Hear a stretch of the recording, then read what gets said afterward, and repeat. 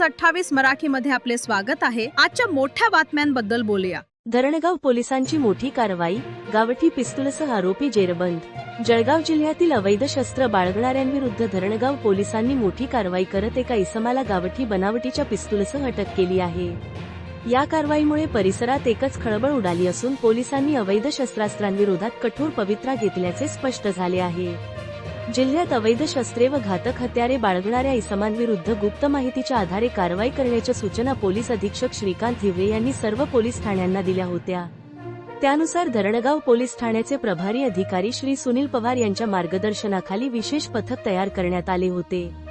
दिनांक 14 मे 2026 रोजी सायंकाळी सुमारे पहाटेचे 4:30 वाजता धरणगाव शहरालगत गिरणा नदीपात्र परिसरात अवैध रेती वाहतुकीवर नजर ठेवण्यासाठी पोलीस पथक गस्त घालत असताना एक संशयित इसम फिरताना आढळून आला।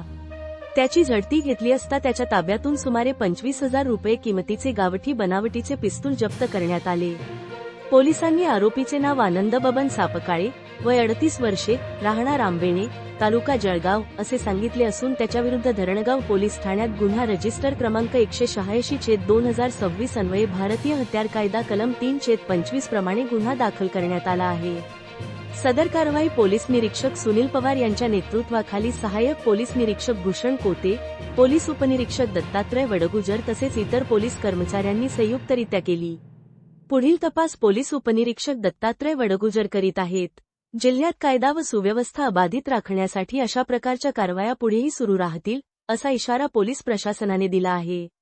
जळगाव जिल्हा ब्युरो चीफ राहुल नगरकर याचा अहवाल।